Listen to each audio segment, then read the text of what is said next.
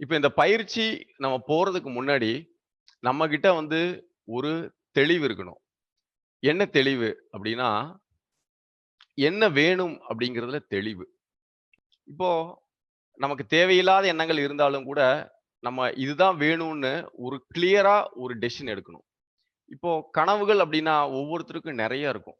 நீங்க இப்ப இது சம்மந்தமா தெரிஞ்சுக்கணும் அப்டின்னு ஆசைப்பட்டீங்கன்னா, ஒரே ஒரு விஷயத்த எது உங்களுக்கு நடந்தே ஆக வேண்டும் அப்படிங்கிற ஒரு கண்டிஷன் இருக்கோ, அந்த விஷயத்த தெளிவா நீங்க எடுத்துக்கோங்க. இது வந்து ரொம்ப ரொம்ப முக்கியம். எனக்கு வந்து பெர்சனல் எக்ஸ்பீரியன்ஸ் என்ன அப்படின்னா, நெறைய விஷயங்கள் எனக்கு தேவைப்பட்டுச்சு. நான் நெறைய விஷயங்கள எழுதி வச்சிருந்தேன் ஒரு காலத்துல. ஆனா, எந்த ஒரு விஷயத்த அடைந்தால் நெறைய விஷயம் சால்வ் ஆகுமோ, அந்த ஒரு விஷயம் தான் என்னோட ஒரு ஃபோக்கஸா இருந்துச்சு. அந்த மாரி உங்களுக்கு வந்து நெறைய கனவுகள் இருக்கலாம். நெறைய இலக்குகள் இருக்கலாம். இந்த வருஷத்துல இதெல்லாம் மாத்தணும்னு இருக்கலாம். இல்ல அடிப்படையில தேவையில எனக்கு இது எல்லாத்தையும் விட்டுருப்பா. எனக்கு இது மட்டும் நடக்கணும். ஏன்னா, இது வந்து என்னோட வாழ்க்கையில இது ரொம்ப ரொம்ப மேண்டேட்டரி. இன்னைக்கு நடக்கணும். இல்ல நாளைக்கு நடக்கணும். அடுத்த மாசம் நடக்கணும். அப்படின்னு ஏதாவது ரொம்ப அர்ஜென்சில இருக்கிற அந்த ஒரு விஷயத்த மட்டும் ஃபோக்கஸ் பண்ணுங்க. ஒண்ணு நெறைய கனவுகள் இருந்தா, எந்த ஒரு விஷயத்த செஞ்சா, அதை ஒட்டிய அந்த கனவுகள்ல நிறைவேறுமோ, அந்த மாரி ஒரு ஷார்ட் லிஸ்ட் பண்ணி, ஒரு விஷயத்த நீங்க கையில எடுத்துக்கலாம். இது தேவை அப்படிங்கிற பட்சத்துல, அந்த தேவையை மட்டுமே நீங்க கையில எடுக்கலாம். சோ, அப்ப நம்மளுக்கு என்ன தேவைங்கிறதுல முதல் தெளிவு. இப்ப நெறைய பேத்துக்கு வேலை இல்லாம இருந்தால், சோ எனக்கு வேலை தான் வேணும் அப்படிங்கிறது அந்த தெளிவு. ஏன்னா வேலை கிடைச்சுச்சுன்னா, அதை சார்ந்த நெறைய விஷயங்கள் நம்ம ஈஸியா நம்ம சால்வ் பண்ணிறலாம். அப்ப என்ன வேணும் அப்படிங்கிறதுல ரொம்ப தெளிவு. முதல் விஷயம். அடுத்த ஒரு 30 செகண்டோ, இல்ல 1 நிமிடமோ நீங்க டைம் எடுத்து, உங்களுக்கு நெறைய விஷயங்கள் தேவைப்படலாம். பட் அடிப்படையில எந்த ஒரு விஷயம் மட்டும் எனக்கு வேணும் அப்படிங்கிறத நீங்க முடிவு பண்ணிக்கலாம். அது எந்த விஷயமா இருந்தாலும் சரி. அது கூடிய சீக்கிரம் கிடைக்கிறதுக்கு இதுல சில பயிற்சி முறைகள நான் உங்களுக்கு ஷேர் பண்றேன். அது உங்களுக்கு ரொம்ப ஹெல்ப்ஃபுல்லா இருக்கும். சரி, இப்போ நமக்கு தேவையான ஒரே ஒரு விஷயம், அடிப்படையில இதுதான் எனக்கு தேவை அப்படிங்கிறது தெளிவு வந்துட்டீங்க. அடுத்தது இன்னொரு முக்கியமான விஷயத்தையும் சேர்ந்து நம்ம பண்ணணும். என்ன பண்ணணும்னா, ஏன் அப்படிங்கிறதையும் நீங்க எழுதணும். இப்ப என்ன வேணும் அப்படிங்கிறத நீங்க ஒரு வார்த்தையில நீங்க எழுதியிருப்பீங்க. எதற்காக அந்த விஷயம் உங்களுக்கு வேணும் அப்படிங்கிறது கொஞ்சம் டீட்டெயிலா அடுத்தது எழுதணும். இந்த 2 விஷயம் ரொம்ப ரொம்ப இம்பார்ட்டன்ட். What and why. இந்த 2 விஷயத்துல உங்களுக்கு கிளாரிட்டி இல்லன்னா, உங்க மனம் வந்து ஏற்றுக்கொள்ளாது. இது நம்ம பண்ணும் பொழுது, அதுக்கு மிகப்பெரிய ஒரு பிளாக்கா நம்மள்கிட்ட இருந்துகிட்டே இருக்கும். அப்ப என்ன வேணுங்கிறதுல ஒரு தெளிவு, ஏன் அது வேணும் அப்படிங்கிறதுல ரொம்ப ரொம்ப ஒரு தெளிவு. சரி, இப்ப நம்ம எப்படி பயிற்சி பண்றது அப்படின்னா, எழுதுற ஒரு பயிற்சி தான். இது நீங்க என்ன பண்ணணும் அப்படின்னா, ஒரு ஒரு எளிய ஒரு 1 லைன் இல்லாட்டி 2 லைன் ஸ்டோரியா அத மாத்திருங்க. இப்ப எனக்கு வந்து ரூ. 1,00,000 சம்பளம் தேவைப்படும். ஒரு வேலை வேண்டும் அப்படிங்கிறது, ஒரு என்ன வேணும் அப்படிங்கிறது. ஏன் அந்த வேலை வேணும் அப்படின்னா, அதனால என்னுடைய குடும்பம், என்னுடைய வருமானம் ஒரு மகிழ்ச்சிகரமாக இருக்கும் அப்படிங்கிறதையும் நீங்க தெளிவா எழுதிக்கோங்க. இது ரொம்ப ரொம்ப முக்கியம். நான் உங்களுக்கு எக்ஸாம்பிளுக்கு தான் அத சொல்றேன். உங்களுக்கு வேற வேற காரணங்களுக்காக இத நீங்க பயன்படுத்தலாம். ஏதோ ஒரு ப்ராப்ளம் இருக்கு. அந்த ப்ராப்ளத்த சால்வ் பண்றதுக்காக நீங்க பயன்படுத்தலாம். அப்ப நீங்க இதுதான் அல்டிமேட் என்னன்னா, என்ன வேணும்? எதற்காக அது வேண்டும்? அப்படிங்கிற இந்த 2 விஷயம். இத ஒரு சிம்பிளா ஒரு வாக்கியமா நம்ம அமைச்சுக்கணும். இப்ப நான் உங்களுக்கு சொன்ன மாரி தான். இத வந்து திரும்ப திரும்ப நம்ம எழுதப் போறோம். எப்படி எழுதப் போறோம் அப்படின்னா, ஒரு பேட்டர்ன் நம்ம மூவ் பண்றோம். இப்ப காலையில எந்திரிச்ச உடனே நம்மளுக்கு என்ன தோணும் அப்படின்னா, நம்மகிட்ட எனர்ஜி ஃபுல்லா இருக்கும். நம்மகிட்ட தூங்கி எந்திரிச்ச உடனே ஒரு ஃப்ரெஷ்ஷா நம்ம இருப்போம். அந்த டைம்ல நம்ம என்ன பண்ண போறோம்னா, 3 தடவ மட்டும் அத எழுதப் போறோம். ஒரு அப்ராக்ஸிமேட்டா காலையில எத்தன மணிக்கு நீங்க எழுந்திரிச்சாலும் சரி, அத பக்கத்துல ஒரு டைரி மாரி வச்சுக்கோங்க. இல்ல ஏதோ ஒரு நோட் எடுத்துக்கோங்க. பழைய புக்கா இருந்தாலும் சரி, என்னவா இருந்தாலும் சரி. நீங்க எழுதணும் அவ்வளதான். ஒரு 3 முறை அத எழுதணும் நீங்க. என்ன வேணும் அப்படின்னு எழுதுறீங்க. எதற்காக அது வேண்டும் அப்படிங்கிறத அழகா எழுதுறீங்க. இத எழுதி முடிச்சுட்டு, அது உண்மையிலேயே அத எழுதும்போதே நம்மளுக்கு ஒரு ஃபீலிங் வரும். ஏன்னா உண்மையிலேயே அது தேவை அப்படிங்கிற விஷயத்த தான் நீங்க எழுதுறீங்க. இப்ப நெறைய பேர் என்ன ஒரு விஷயம் சொல்றாங்கன்னா, "நான் எழுதுறேன் சார் ரொம்ப நாளா. ஆனா எதுவும் நடக்கறது இல்ல" அப்படிங்கிறாங்க. ஜஸ்ட் ஒரு ரைட்டிங் ஒரு ஸ்கூல்ல குடுத்த ஹோம் ஒர்க் மாரி நெனச்சுட்டு அது ட்ரீட் பண்ணக்கூடாது. ஏன்னா, நம்மளுக்கு என்ன வேணும் அப்படிங்கிறதுல தெளிவு இருந்துச்சு. அது வந்து உண்மையிலேயே நான் எதற்காக வேணுங்கிற தெளிவு இருந்துச்சுன்னா, அது திரும்ப திரும்ப அது கிடைச்சதுன்னா, உங்களுக்கு எப்படி எக்ஸ்பீரியன்ஸ் இருக்குமோ, அந்த எக்ஸ்பீரியன்ஸ் உங்களுக்கு புடிக்கும். எப்படி வந்து நம்ம ஒரு நம்மளுக்கு பிடிச்ச ஒரு படம் இருக்கு பார்த்தீங்களா?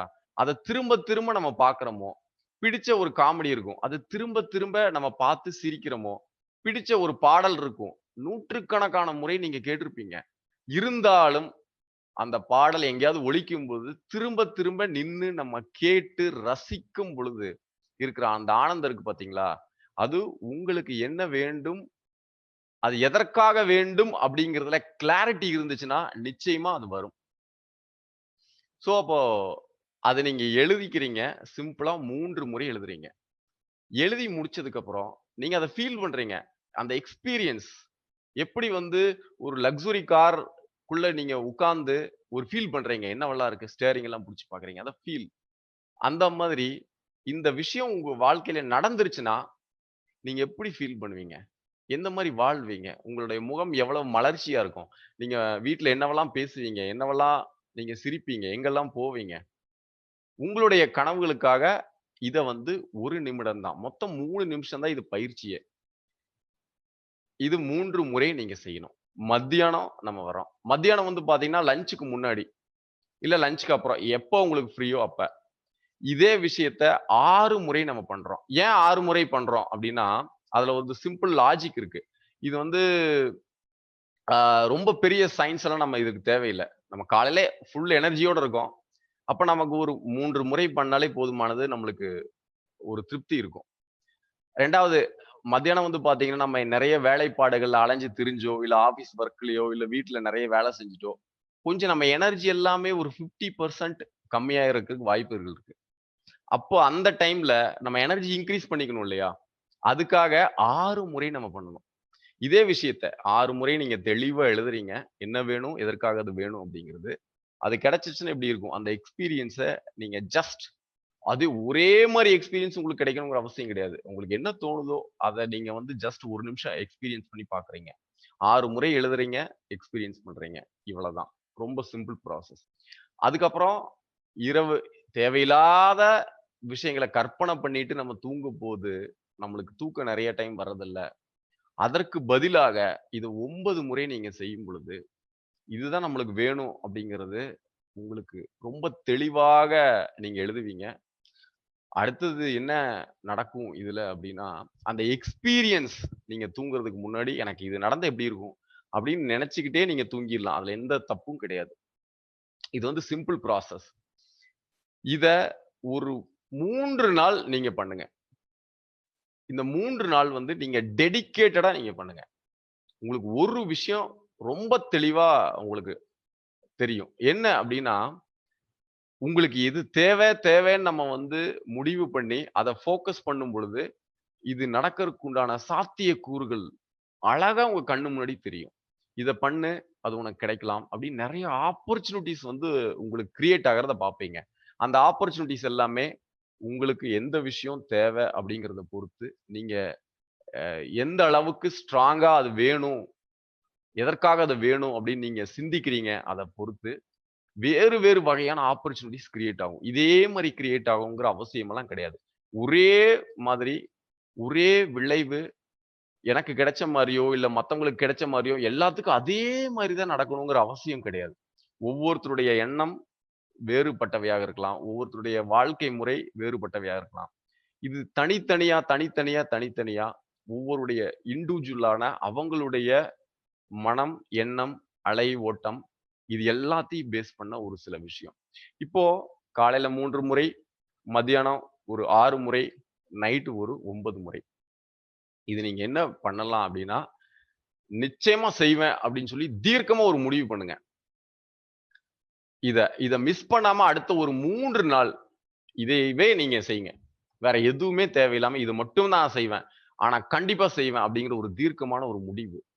அதுல நீங்க இத செஞ்சீங்கன்னாலே, உங்களுக்கு இந்த மாரி ஒரு சாத்தியக்கூறு நடக்கிறதுக்கு உண்டான வாய்ப்புகள நீங்க பார்ப்பீங்க. உங்களுடைய மூளை வந்து ஒரு ரேடார் சிஸ்டம் மாரி. அது நெறைய வீடியோக்கள் நம்ம பதிவு செஞ்சிருக்கோம். அது அழகா இதனுடைய ஆப்பர்ச்சுனிட்டீஸ் எல்லாம் இங்க இருக்கு பாருன்னு எடுத்துட்டு வந்து காமிக்கும். எஸ். அத பத்தி என்கொயரி பண்றது மூலமா, சரி கேட்கலாம் அப்படிங்கிறது மூலமா, உங்களுக்கு இன்னும் அதுல ஆப்பர்ச்சுனிட்டீஸ் விரிஞ்சுகிட்டே போகும். நிச்சயமா உங்களுடைய கனவு எதுவானாலும், அத சீக்கிரமா அடையறதுக்கு இந்த ஒரு பயிற்சி மிக, மிக அடிப்படையான பயிற்சி. எல்லாத்துக்குமே வேலை செய்யக்கூடிய பயிற்சி அப்படிங்கிறத இந்த விஷயத்த நான் சொல்லிக்கிறேன்.